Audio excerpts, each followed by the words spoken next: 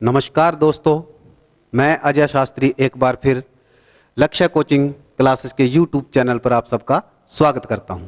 जैसा कि हमने पहली वीडियो में पढ़ा था, हमने एक व्याकरण का टॉपिक लिया था जिसमें हमने वर्ण विचार पढ़ा था और वर्ण विचार के अंतर्गत हमने बहुत सारी चीज़ों को पढ़ लिया था।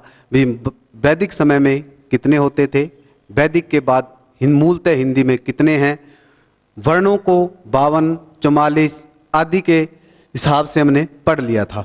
उसके बाद हमने पढ़ा था भी वर्ण के दो भेद होते हैं। वर्ण के दो भेद में हमने पढ़ा था भी स्वर किसे कहते हैं, स्वर के भेद कितने होते हैं और कौन कौन से ह्रस्व और दीर्घ होते हैं। उसी प्रकार आगे हमने पढ़ा था भी स्वरों का एक वर्गीकरण किया जाता है, वो किस किस आधार पर किया जाता है। तो जैसे कि पहले बात हो गई थी भी 4-5 प्रकार से हम स्वरों का वर्गीकरण करते हैं। उसी वर्गीकरण के आधार पर हमने पढ़ लिया था भी होठों के आधार पर, होठों की आकृति के आधार पर कितने प्रकार का होता है स्वर, 2 प्रकार का होता है। पहला हमने पढ़ लिया था वृत्तामुखी और दूसरा हमने पढ़ लिया था अवृत्तामुखी, जिसमें होठों की आकृति गोल होती है और दूसरे में जिनका हम उच्चारण करते हैं तो होठों की आकृति गोल नहीं होती। तो उससे आगे आज हमने करना है, जैसे आगे हम करेंगे भी जीवा की आधार पर कितने प्रकार का होता है, फिर हम पढ़ेंगे प्रयत्न के या मुखाकृति के आधार पर कितने प्रकार का होता है, फिर हम पढ़ेंगे जाति के आधार पर कितने प्रकार का होता है। तो सबसे पहले हम क्या कर रहे हैं, स्वरों का वर्गीकरण कर रहे हैं। स्वरों का वर्गीकरण, स्वरों का वर्गीकरण,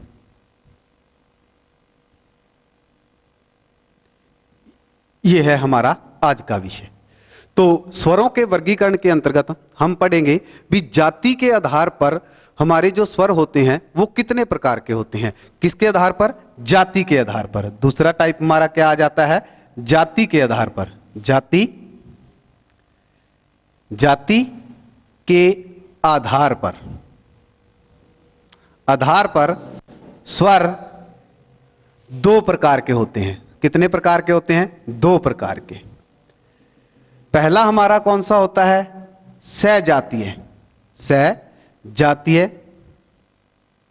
स्वर, और दूसरा हमारा क्या होता है? विजातीय स्वर। अब हमने 2 नाम लिखे हैं, सजातीय विजाति के साथ, अर्थात जो एक ही जाति के होते हैं उनसे जाकर के जो स्वर बनता है उसे सजातीय कहते हैं। और विजातीय का मतलब क्या होता है? अलग अलग, जिसमें क्या होते हैं? स्वर तो होते हैं लेकिन वो कौन से होते हैं? अलग अलग प्रकार के होते हैं, उन्हें विजातीय कहा जाता है। और सजातीय का मतलब क्या होता है? एक ही जाति के स्वरों के मेल से जिनका निर्माण होता है उन्हें क्या कहते हैं? सजातीय स्वर कहा जाता है। क्या होती है परिभाषा? जिनका निर्माण एक ही जाति के स्वरों से होता है, एक ही जाति के स्वरों से होता है, उसे हम क्या बोलते हैं? सजातीय स्वर कहा जाता है। अब इसमें कौन कौन से आ जाते हैं सजातीय में? जैसे हमने पहले पढ़ा था ए प्लस में ए आ करके क्या बनते हैं? आ का निर्माण होता है। इसमें क्या है? एक ही जाति के स्वर आए हुए हैं, ए भी और दूसरा भी क्या है? ए। तो दोनों मिलकर के क्या बनते हैं? आ बनते हैं, एक ही जाति के स्वर हो गए। उसी प्रकार दूसरा आता है ई प्लस में ई बराबर में बड़ी ई। इसमें भी क्या है? एक ही जाति के स्वर सारे के सारे आए हैं। उसी प्रकार ऊ और ऊ मिला करके क्या बनता है? बड़ा ऊ बनता है। इसमें भी क्या है? एक ही जाति के सारे स्वर हैं और ये 3 हैं संख्या में। इसके बाद दूसरा कौन सा आता है? विजातीय। विजातीय का मतलब क्या होता है दोस्तों? विजातीय का मतलब अलग अलग। क्या लिखेंगे? जिनका निर्माण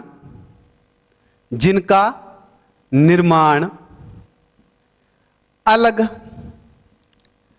अलग स्वरों के मेल से होता है, स्वरों के मेल से होता है, उसे क्या कहते हैं? विजातीय स्वर कहा जाता है। विजातीय में अलग अलग होंगे, हमने यहां पे लिखा है अलग अलग स्वरों के मेल से उनका निर्माण होता है, उसे विजातीय बोलते हैं। जैसे हमने पहले पढ़ा था, संयुक्त स्वर पढ़े थे, उसमें क्या थे, 4 थे संयुक्त स्वर, और उसमें कौन कौन से थे? सबसे पहले हम लिखते हैं यहां पर ए, दूसरा हम लिखते हैं आई। अब इसमें क्या है, ए में ए और ई से बनता है। दोनों में आप देखोगे, एक में तो ए स्वर है और दूसरे में क्या है, ई है। दोनों ही क्या हैं, अलग अलग जाति के हैं, तब जाकर के हमारी ए बनती है, ए। फिर दूसरे में क्या है, ए और ए है, इसमें भी क्या है, दोनों ही अलग अलग जाति के स्वर हैं, इसलिए इन्हें क्या कहा जाता है, बी जाति है। और आगे कौन कौन से हैं दूसरे, एक है ओ और दूसरा है ओ। इनमें भी क्या है, ए और ऊ है, तब जाकर के ओ बना। फिर क्या है, ए और ओ है, तब जाकर के बना हमारा ओ बना। तो इसमें क्या है, चारों स्वरों में आप देखोगे अलग अलग जाति के स्वर बने हुए हैं, उनके मेल से ये बनते हैं, इसलिए इन्हें क्या कहा जाता है, विजातीय स्वर कहा जाता है। तो जाति के आधार पर कितने प्रकार के हो गए हैं दोस्तों, 2 प्रकार के हो गए हैं। सहजाति मतलब सह मैंने 7 जो एक ही जाति के मेल से बने हों, और दूसरा विजातीय मतलब अलग अलग जाति के स्वरों का मेल होता है, तब जाकर के वो बनते हैं। ये हो गए हमारे विजातीय स्वर। इसके बाद आता है भी जीवा के आधार पर, क्योंकि हमारी जीवा भी प्रयत्न करती है स्वरों के उच्चारण में, तो वहां पर हमारी जीभ अलग अलग प्रकार से कार्य करती है। उसी आधार पर, जीवा के आधार पर हम स्वरों को कितने भागों में बांटते हैं, 3 भागों में बांटते हैं। 3 भागों में कौन कौन से भाग आते हैं, कुछ स्वरों के उच्चारण में हमारी जीभ का अगला जो तीखापन भाग होता है वहां पर कार्य होता है, फिर कुछ मध्य भाग से भी होता है, और फिर होता है पश्च भाग, जो हमारा अंत का जीभ का भाग होता है, वहां से भी उच्चारित होते हैं। तो जीवा के आधार पर हम वर्गीकरण करते हैं, तो कितने भागों में बांटते हैं, अगला वर्गीकरण हमारा आ जाता है जीवा के आधार पर। जीवा के आधार पर स्वर 3 प्रकार के होते हैं। कितने प्रकार के होते हैं, 3 प्रकार के। 3 प्रकार कौन कौन से हैं, सबसे पहले आता है अग्रभाग।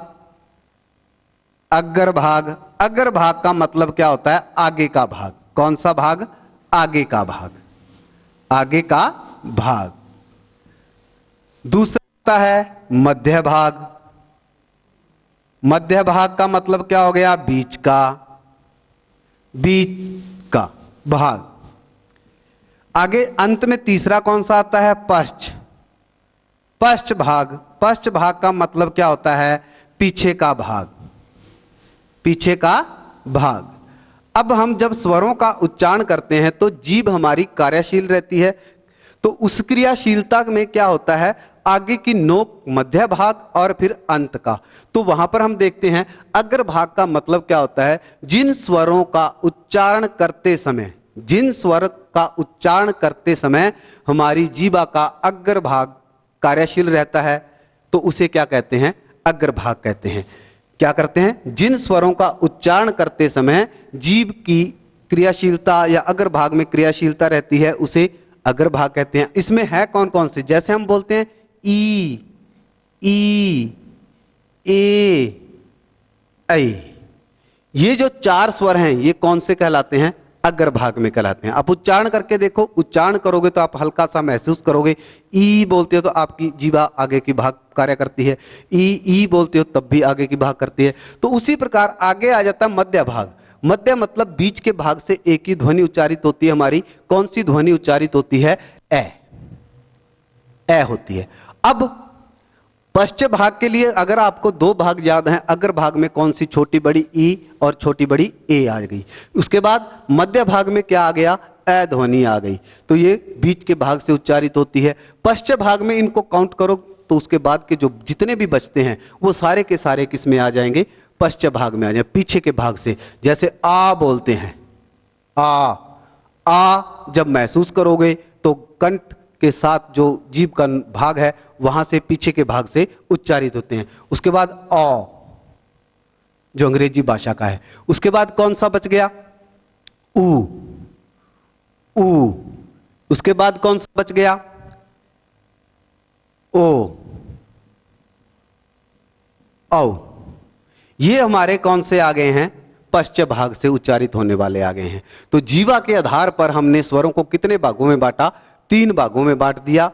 पहला भाग हो गया अग्र भाग। अग्र भाग का मतलब हो गया आगे के भाग से जो उच्चारित होते हैं उन्हें अग्र कहा जाता है, और मध्य भाग का मतलब होता है जो बीच के जीवा के बीच के भाग से उच्चारित होते हैं वो मध्य कहलाते हैं, और पश्च का मतलब होता है जो पीछे के भाग से उच्चारित होते हैं वो क्या कहलाते हैं, पश्च स्वर कहलाते हैं। ये जब काउंट करेंगे तो हमारे 11 स्वर कंप्लीट हो जाते हैं। इसके बाद अगला पार्ट क्या आता है, अगला भाग हमारा आता है प्रयत्न के आधार पर। प्रयत्न के आधार पर बात की जाए या मुखाकृति के आधार पर बात की जाए तो वो दोनों ही बातें एक ही होती हैं। जैसे हम स्वरों का उच्चारण करते हैं तो हमारे मुख की आकृति भी क्या हो जाती है, भिन्न भिन्न प्रकार की हो जाती है।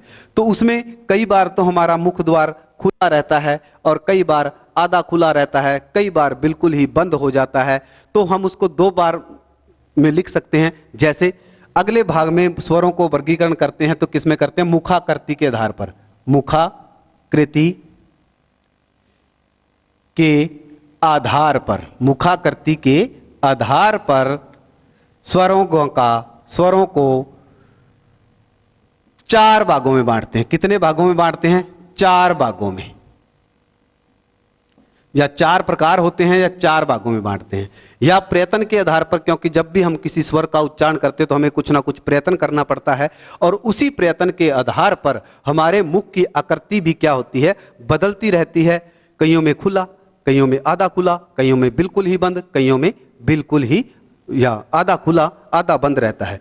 तो यहां हम करते हैं 4 प्रकार से करते हैं। कितने प्रकार से करते हैं, 4 भागों में बांटते हैं। किसके आधार पर बांटते हैं, मुखाकृति के आधार पर बांटते हैं, या फिर हम लिख सकते हैं प्रयत्न के आधार पर भी लिख सकते हैं। तो सबसे पहले क्या होता है, विवृत होता है। कौन सा, विवृत। अब ये विवृत का मतलब क्या होता है, खुला हुआ। विवृत का मतलब क्या हुआ, खुला हुआ।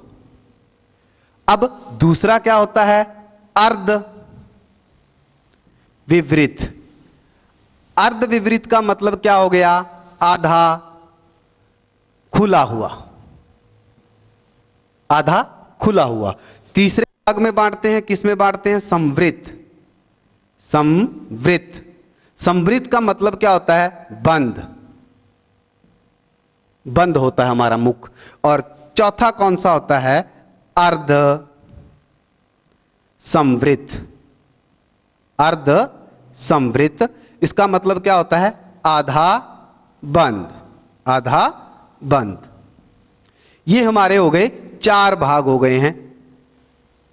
जो हम स्वरों का उच्चारण करते हैं तो हमारे मुख की आकृति खुल जाती है, आधी बंद हो जाती है, संवृत हो जाती है या खुल जाती है। वो कौन कौन से स्वर हैं, जब आप उनका उच्चारण करके देखेंगे तो आपको अनुभव होगा, महसूस होगा भी मुख द्वार बंद है या आधा बंद है या बिल्कुल ही बंद है या खुला हुआ है, वो चीजें आ गई। विपरीत का मतलब क्या होता है, खुला हुआ।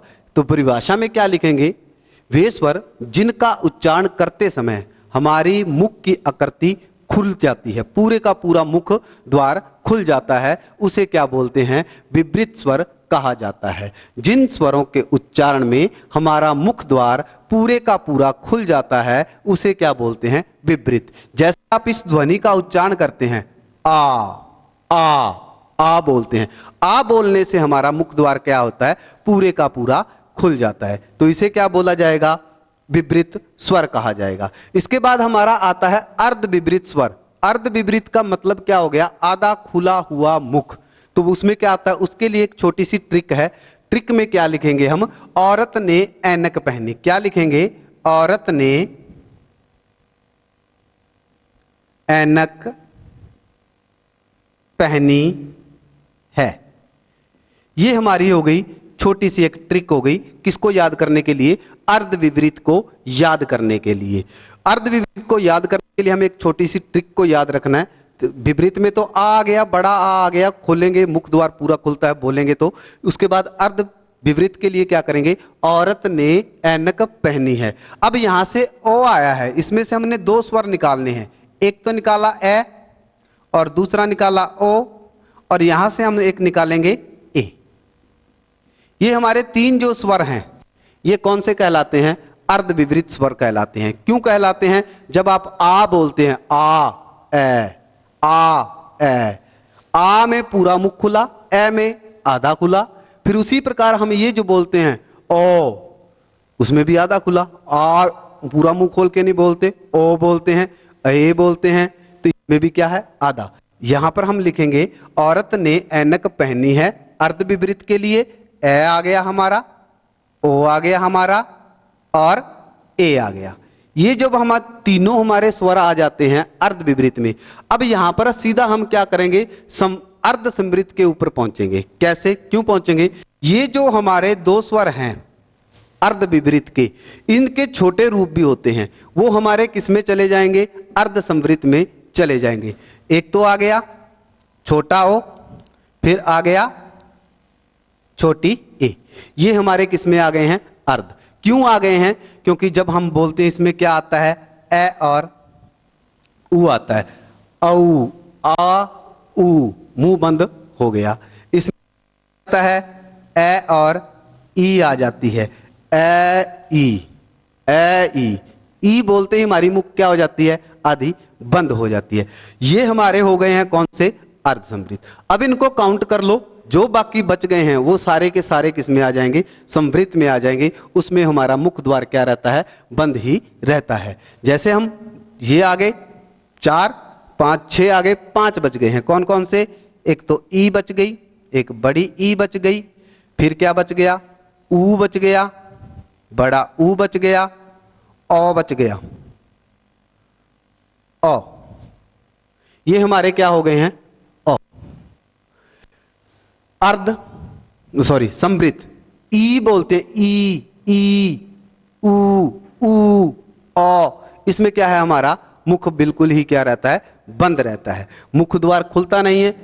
इसी प्रकार अगर इसमें हम संस्कृत आधारित व्याकरण के ऊपर बात की जाए तो उसमें री बोलते हैं, री, तो री इसमें आ जाएगी। तो इस प्रकार ये हमारे किसके आधार पर हो जाते हैं? मुखाकृति के आधार पर या प्रयत्न के आधार पर हो जाते हैं।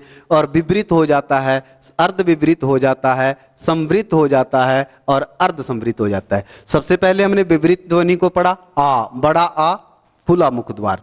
फिर आधा खुला में अर्ध विपरीत में क्या करेंगे? औरत ने ऐनक पहनी है। ओ में से हम 2 स्वरों को निकालेंगे, ऐनक में से एक को निकालेंगे, तो 3 स्वर हमारे हो गए हैं। उसके बाद सीधा हम कहां जाएंगे? अर्ध समृद्ध पर पहुंचेंगे। इन दोनों के क्या है? छोटे रूपों को यहां पर लिख देंगे, वो हमारे हो जाएंगे आधे बंद में। और उसके बाद जितने भी बचते हैं वो सारे के सारे किस में आ जाएंगे? समृद्ध में आ जाएंगे, जिनमें हमारे मुख द्वार बिल्कुल ही क्या रहता है? बंद रहता है। तो ये हमने क्या किया? इसका वर्गीकरण किया। किसका? स्वरों का वर्गीकरण किया। अब आ जाता है हवा और नाक के आधार पर भी क्या आ जाता है? प्रश्न आ जाता है भी वो कौन कौन से होते हैं? हवा या नाक के आधार पर बात की जाए तो उसको भी हम बांट सकते हैं। उसको हम कई भागों में बांटते हैं।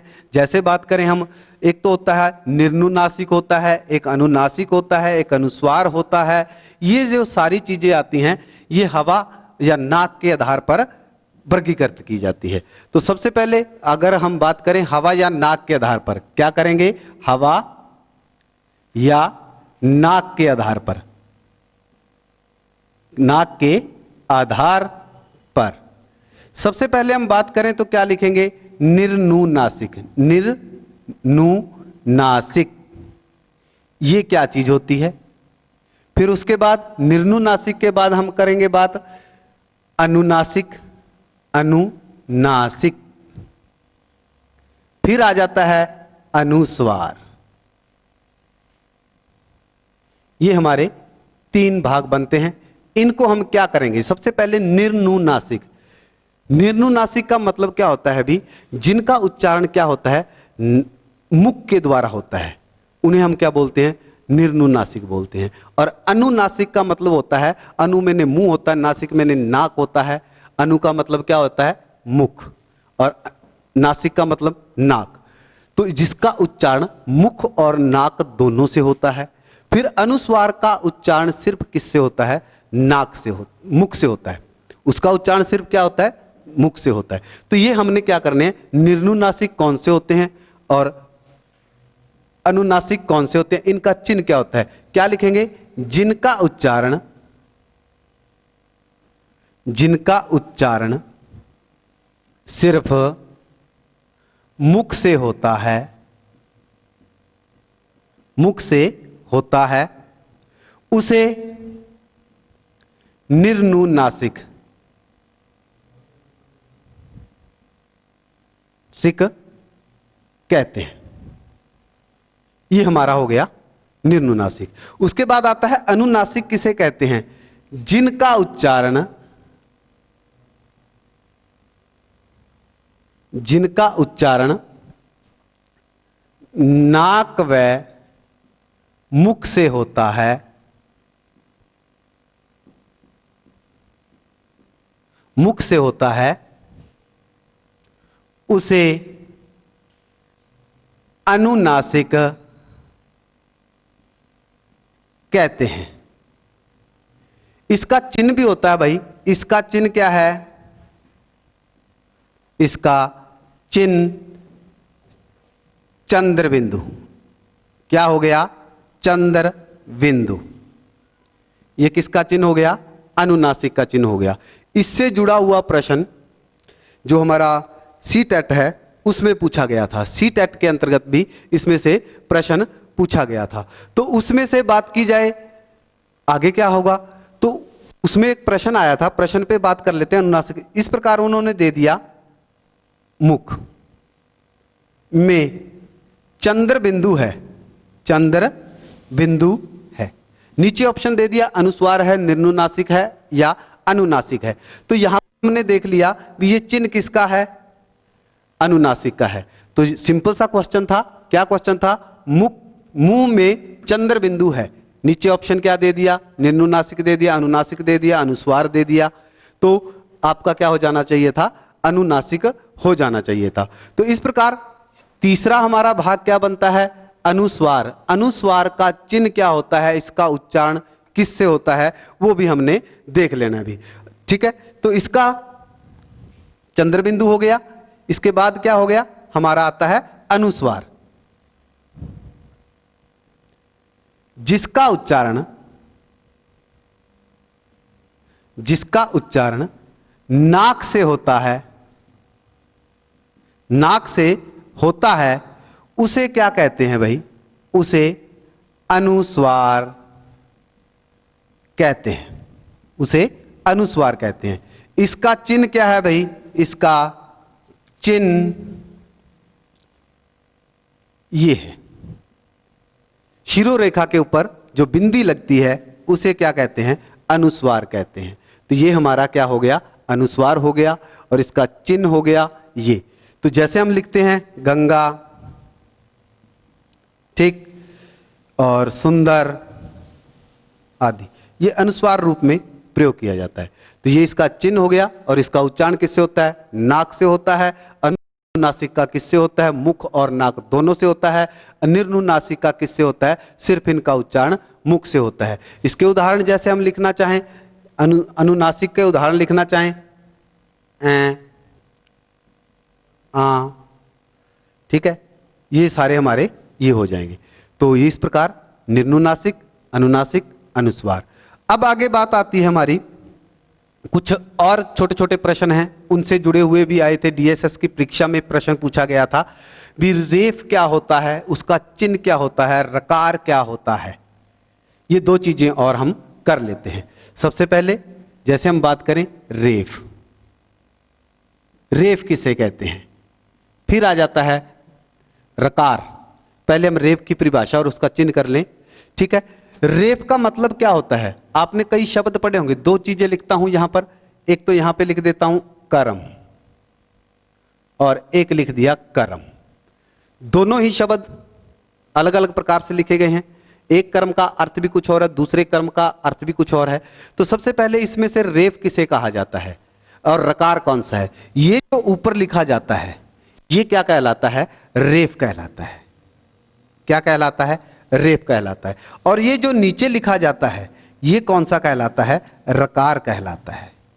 ये क्या कहलाता है? रकार कहलाता है। और ये क्या कहलाता है? ऊपर वाला रेफ कहलाता है। और दोनों की खासियत क्या होती है? इसमें क्या होता है? ये जो रे होता है स्वर रहित होता है, स्वर रहित होता है। और इसमें जो र होता है ये क्या होता है, स्वर सहित होता है, स्वर सहित होता है। अब दोनों का भी होता है। उच्चारण किसका होता है, जिस भी शब्द के ऊपर रेफ वाला र लगा हुआ होता है उसका उच्चारण उससे पूर्व होता है। मतलब जिस भी वर्ण के ऊपर ये लगा होगा उससे पहले उसका उच्चारण होगा। और इसमें क्या होता है, जिस भी वर्ण के ऊपर रकार लगा हुआ होगा उसका क्या होगा, उसके बाद में होगा। जैसे कै रैम है, कर्म, कै के बाद हुआ रै का उच्चारण, और इसमें क्या बोलते हैं, इससे पहले होगा, पूर्व होगा। कै मैं से पहले क्या बोला जाएगा, रै बोला जाएगा। तो ये क्या हो गया, स्वर रहित हो गया, और ये क्या हो गया, स्वर सहित हो गया। तो इससे जुड़ा हुआ भी प्रश्न आया था, 4 शब्द दे दिए थे अलग अलग प्रकार से लिखे हुए, और उसमें पूछ लिया था रेफ का प्रयोग हुआ है। तो आपको पता होना चाहिए रेफ का चिन्ह क्या होता है और इसकी क्या खासियत होती है। तो सबसे पहले रै वर्ण जिस भी वर्ण पर लगा हो, ये वाला रै, ये इसका चिन्ह हो गया, लगा हो, स्वर रहित होता है, स्वर रहित होता है, तथा इसका उच्चारण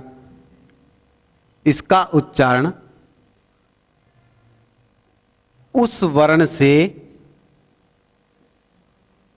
पहले होता है, उसका उच्चारण उससे होता है। इसे रेफ कहते हैं, रेफ कहते हैं। और इसमें हमने लिख दिया स्वर रहित होता है और उच्चारण उस वर्ण से पहले होता है, और इसे क्या कहते हैं, रेफ। और इसका चिन्ह क्या हो गया, ये हो गया, अभी ये हमारा हो गया रेफ। इसके बाद आता है रकार। रकार, अब रकार में भी क्या होता है, रै वर्ण जो होता है स्वर सहित होता है, और जिस भी वर्ण के साथ ये लगा हुआ होता है उसके बाद उसका उच्चारण होता है। तो क्या हम यहां पे लिख देंगे, रै वर्ण जिस भी वर्ण पर लगा हो, ये इसका चिन्ह हो गया। नीचे इस प्रकार से डंडी लगती है, लगा हो, स्वर सहित होता है, स्वर सहित होता है, तथा इसका उच्चारण उस वर्ण के बाद होता है, बाद होता है। इसे क्या बोलते हैं, इसे रकार कहा जाता है। इसे क्या कहा जाता है, रकार कहते हैं। ये इसका चिन्ह हो गया। ये हो गया हमारा रेफ और रकार। तो इस प्रकार ये हमारा रेफ और रकार से जुड़ा हुआ प्रश्न था। अब हम करते हैं व्यंजनों का वर्गीकरण। व्यंजन किसे कहते हैं, कौन कौन से होते हैं, उसमें भी उच्चारण स्थानों में कुछ जगहों पर परिवर्तन हो गया है, और जो उनकी संख्या थी उसमें भी 55 हमने शुरुआत में बात की थी, भी 55 किस प्रकार होते हैं उनके ऊपर भी बात करेंगे। तो सबसे पहले हमारा क्या हो गया, स्वर कंप्लीट हो चुका है, और स्वर के बाद हमारा आता है एक दो छोटी छोटी चीजें हैं भी। अपभ्रंश में स्वर कितने होते थे, मोटी मोटी बातें कर लेते हैं। जो अपभ्रंश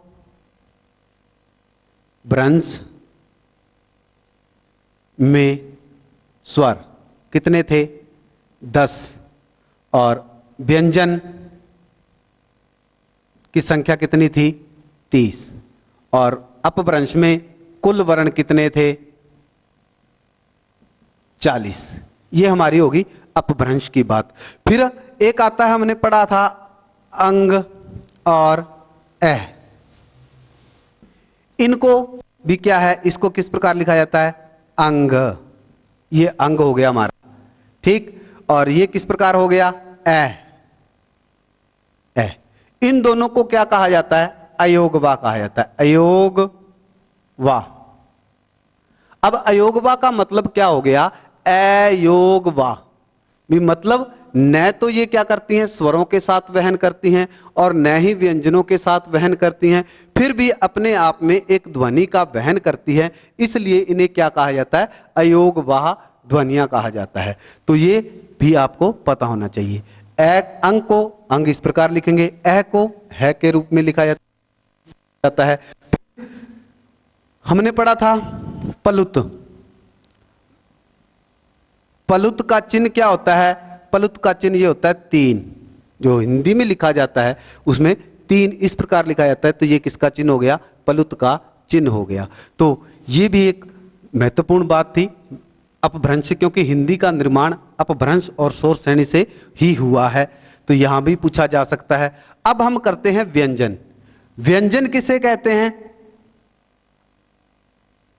व्यंजन, व्यंजन किसे कहते हैं और व्यंजन के भेद कितने होते हैं, और फिर आ जाता है उनको प्रयत्न के आधार पर किस प्रकार बांटा जाता है और कौन कौन से होते हैं, वो सारी चीजें। सबसे पहले व्यंजन, हमने स्वर पढ़ा था, स्वर में किसी ध्वनि की सहायता नहीं लेनी पड़ती, लेकिन व्यंजन में क्या होता है, वे वर्ण जिनके उच्चारण में स्वरों की सहायता ली जाती है या किसी अन्य ध्वनि की सहायता ली जाती है, उसे क्या कहा जाता है, स्वर कहा जाता है। सबसे पहले परिभाषा लिखेंगे, क्या लिखेंगे, वे वर्ण जिनके उच्चारण में स्वरों की सहायता ली जाती है, स्वरों की सहायता ली जाती है, उसे हम व्यंजन कहते हैं, उसे हम व्यंजन कहते हैं। ये हो गई हमारी व्यंजन की परिभाषा। जैसे हम कै बोलते हैं, छोटा सा उदाहरण लेते हैं, कै में क्या हो गया, कै और ए हो गया। ख बोलते हैं, ख में क्या हो गया, ख और ए हो गया। अगर इसी प्रकार लिखे, का लिख दिया, का में क्या आ जाएगा, कै और आ जाएगा। और उसी प्रकार अगर खा लिख दिया तो खा में क्या आ जाएगा, ख और आ जाएगा। ये क्या बोले जाते हैं, ये स्वर हो गया और ये व्यंजन हो गया। जो हमारे व्यंजन होते हैं वो स्वरों की सहायता से ही बोले जाते हैं, उनका स्वरों के उच्चारण के बिना या सहायता के बिना उनका उच्चारण नहीं हो सकता। तो इस प्रकार हमारा क्या हो गया, व्यंजन क्या होते हैं, जिनके उच्चारण में स्वरों की सहायता ली जाती है या फिर अन्य किसी ध्वनि की सहायता ली जाए, उसे क्या कहते हैं, स्वर कहते हैं। तो ये हो गए हमारा व्यंजन। अब बात की जाती है भी व्यंजन कितने प्रकार का होता है। व्यंजन के भेद अलग अलग पुस्तकों में अलग अलग प्रकार से बताए गए हैं, लेकिन वास्तविक रूप की बात की जाए तो व्यंजन को हम कितने भागों में बांटते हैं, 3 भागों में बांटते हैं। व्यंजन के कितने भेद होते हैं, अभी व्यंजन के 3 भेद होते हैं, 3 भेद होते हैं। कितने भागों में बांटते हैं हम इसे, 3 भेद होते हैं। सबसे पहला हमारा भेद कौन सा होता है भाई, सबसे पहले होता है स्पर्श व्यंजन। कौन सा होता है, स्पर्श व्यंजन। दूसरा भेद हमारा कौन सा होता है, अंतस्थ व्यंजन, अंतस्थ व्यंजन। और तीसरा भेद हमारा कौन सा होता है भाई, ऊष्म व्यंजन, ऊष्म व्यंजन।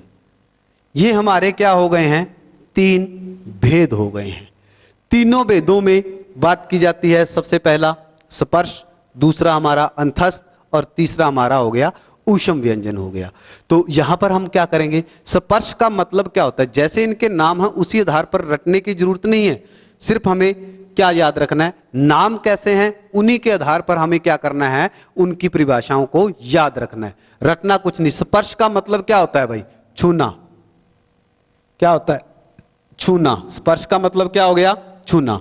अब हम क्या करते हैं अभी, हमारे मुख द्वार में क्या है, अलग अलग भाग हैं। जीभ हो गई, तालु हो गया, दंत हो गए, वर्तस्य हो गया, कोमल तालु हो गया, कंठ हो गया, होंठ हो गए। ये हमारे क्या है, मुख के अलग अलग भाग हैं।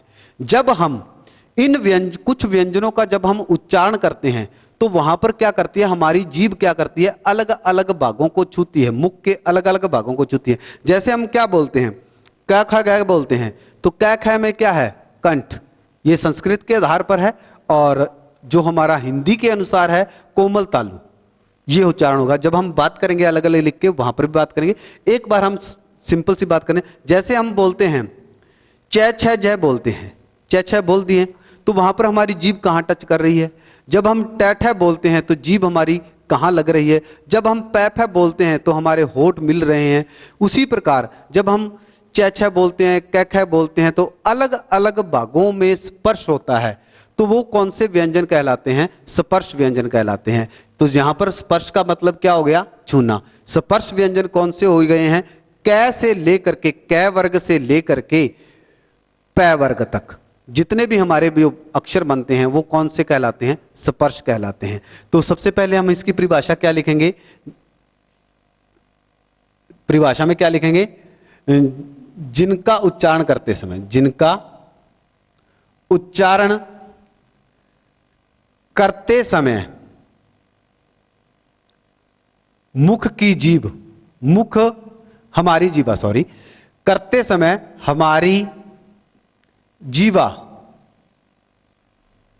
मुख के अलग अलग भागों को स्पर्श करती है। मुख के अलग अलग भागों को, अलग अलग भागों को स्पर्श करती है या छूती है। स्पर्श करती है उसे हम क्या बोलते हैं? स्पर्श व्यंजन कहते हैं। अब इनकी संख्या क्या हो जाती है? कै से लेकर मां तक सारे के सारे हमारे क्या कहलाते हैं? स्पर्श व्यंजन कहलाते हैं। अब हम बात कर लेते हैं कै वर्ग की, बात कर लेते हैं। जैसे हम बात करेंगे कै वर्ग की तो उसमें उच्चारण स्थान पहले क्या था और हिंदी के अनुसार क्या है। अगर पेपर संस्कृत आधारित बनता है तो हमें किस प्रकार उत्तर देना है। अगर जो हमारे भाषा वैज्ञानिक हुए हैं उनके आधार पर बनते हैं तो हमारा उत्तर क्या रहेगा? देखो वर्ग है हमारे 5, कै वर्ग, दूसरा च वर्ग, फिर ट वर्ग, फिर त वर्ग और प वर्ग। ये हमारा पहला, दूसरा, तीसरा और चौथा और ये पांचवा, ये हमारे क्या हो गए हैं? वर्ग हो गए हैं। 5 वर्ग हो गए। कै वर्ग का मतलब क्या हो गया? कै वर्ग के पांचों अक्षर। जैसे हम बात कर लेते हैं कै, ख, ग, घ, ङ, क्या हो गए हैं? 5 वर्ण हो गए। अब सबसे पहले जो परिवर्तित रूप हमें देखने को मिलता है, जो हमारी संस्कृत आधारित व्याकरण है, उसमें कै वर्ग को क्या माना जाता है? कंठ है। कंठ का मतलब कंठ से उच्चारित होते हैं। ये किस आधार पर है? संस्कृत आधार पर। ठीक। अब छोटी सी बात करते हैं। ये हमारा मुख द्वार है, ठीक, और ये हमारा क्या है? कंठ है। पहले क्या उच्चारित होता था? क्योंकि पहले क्या होता था, लगभग हमारे क्या है 2500 2500 से लेकर 3500 वर्ष तक संस्कृत बोली जाती थी। क्या बोली जाती थी? संस्कृत भाषा बोली जाती थी। लेकिन बाद में धीरे धीरे हिंदी अस्तित्व में आई और हिंदी बोली जाने लगी। जो हमारा संस्कृत का समय काल था उसमें कै वर्ग को क्या उच्चारित किया जाता था? क, ख, ग, घ, ङ, क, ख, ग, क बोलते थे हम, कै नहीं बोलते थे। पहले क्या होता था? क बोलते थे, क। आप अपने गले पर हाथ रख करके महसूस करके देखो, क, ख, ग, घ, ङ यहां पर है। लेकिन आज हम हिंदी में क्या बोलते हैं? कै बोलते हैं। क की बजाय क्या बोलते हैं? क, कै, कै। अब हमारा क बोलना और कै बोलने में आप अंतर महसूस कर सकते हो। यहां से बोला जाता है। अब ये तो हो गया कंठ, और यहां पर जब हम हिंदी के अनुसार करते हैं तो ये क्या हो जाता है? कोमल तालु हो जाता है। कोमल तालु।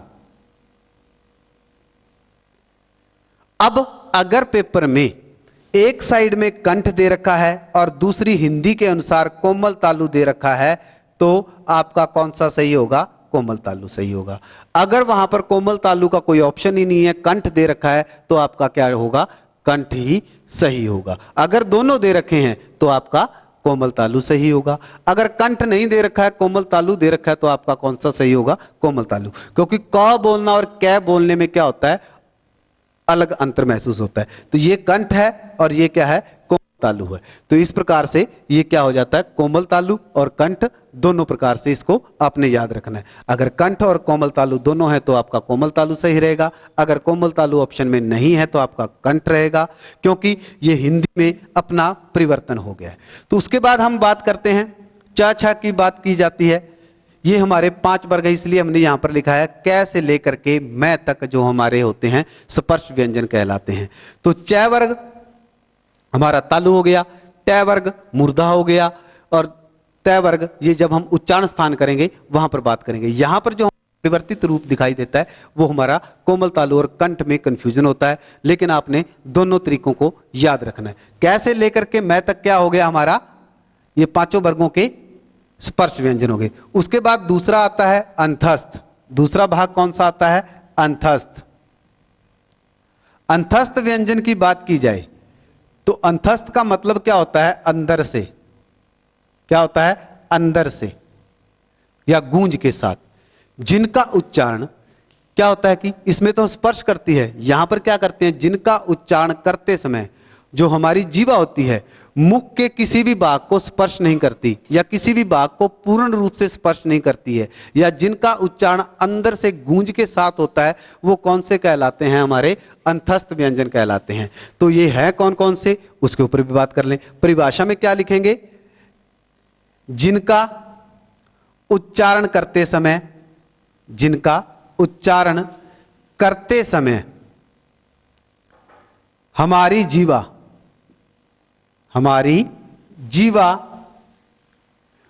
मुख के किसी भी भाग को, मुख के किसी भी भाग को पूर्ण रूप से स्पर्श नहीं करती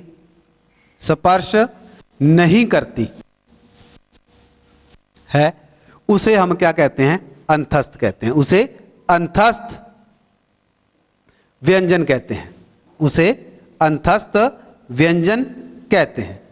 ये तो हो गई अंतस्थ की।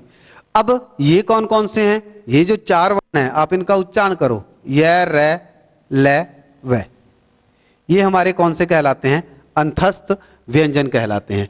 ठीक, तो इनका हमने सही कर्म भी किया था, यवरल भी, य व रल, इस प्रकार से ये इनका सही कर्म बन जाता है। अंतस्थ में क्या हो गया, या तो अंदर से या गूंज के साथ, या हमारी जीवा मुख के किसी भी भाग को अच्छी तरह से या पूरी तरह से स्पर्श नहीं करती है, वो कौन से कहलाते हैं, अंतस्थ व्यंजन कहलाते हैं। य र ल व, इस प्रकार य र ल व हमारे कौन से हो गए, अंतस्थ हो गए। अंतिम भाग कौन सा बचता है इनका, ऊष्म। ऊष्मा का मतलब क्या होता है, गर्मी या ताप। तो ऊष्म व्यंजन की बात की जाए तो तीसरा भाग हमारा कौन सा है, ऊष्म व्यंजन। ऊष्मा का मतलब क्या हो गया है, गर्मी भी होता है और ताप भी होता है। अब गर्मी या ताप का मतलब क्या हो गया, ऊष्म, क्योंकि हमारी वर्णमाला में, हमारे व्यंजनों में कुछ ऐसे व्यंजन भी हैं जब हम उनका उच्चारण करते हैं तो उच्चारण करने के दौरान हमारी जीवा में क्या पैदा होता है, रगड़ पैदा होती है, घर्षण पैदा होता है, जिसके कारण हमारे मुख द्वार से क्या है, गर्म हवा बाहर निकलती है। इसलिए इन्हें क्या बोला जाता है, ऊष्म। कई बार आपने देखा हो कि आप अपने हाथों को रगड़ते हैं, हाथों को रगड़ने से भी हाथ क्या हो जाते हैं, गर्म हो जाते हैं। उसी प्रकार हमारी वर्णमाला में कुछ ऐसे वर्ण भी हैं जो उनका उच्चारण करते हैं तो हमारी जीभ में क्या पैदा होता है, घर्षण पैदा होता है, रगड़ पैदा होती है, जिससे मुख द्वार से क्या निकलती है, गर्म हवा बाहर निकलती है, जिनके कारण इनको क्या बोला जाता है, ऊष्म व्यंजन कहा जाता है। क्या होता है अभी, जिनका उच्चारण करते समय, जिनका उच्चारण करते समय हमारी जीवा रगड़ या घर्षण के साथ गर्म हवा बाहर निकालती है, उसे हम क्या कहते हैं? ऊष्म व्यंजन कहते हैं। ऊष्म व्यंजन कहते हैं। ये हमारे क्या हो गए हैं? ऊष्म। कौन कौन से हैं? श, स, ह। ये हमारे चार क्या कहलाते हैं? ऊष्म कहलाते हैं। जब आप इनका उच्चारण करते हैं श, सीटी सी बजती हुई महसूस होती है। श, ये श है, ये श है, और ये स है, और ये ह है। अब यहां पर देखो, इनके उच्चारण स्थान भी क्या हैं? बिल्कुल अलग अलग हैं, क्योंकि कईयों को तो यही नहीं पता चलता भी श श स ही है, लेकिन तीनों का ही क्या है? अलग अलग रूप से इनका उच्चारण किया जाता है।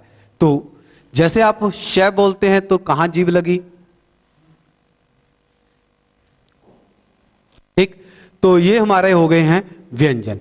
व्यंजन हमने 3 पढ़ लिए।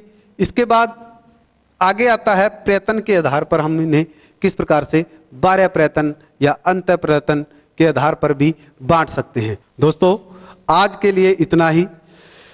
उम्मीद है आपको आज का जो पढ़ाया गया विषय है वो अच्छे से समझ में आ गया होगा। अगर आपको वीडियो पसंद आए तो हमारे YouTube चैनल लक्ष्य कोचिंग क्लास को ज़्यादा से ज़्यादा सब्सक्राइब कीजिए, लाइक कीजिए, शेयर कीजिए, कमेंट कीजिए।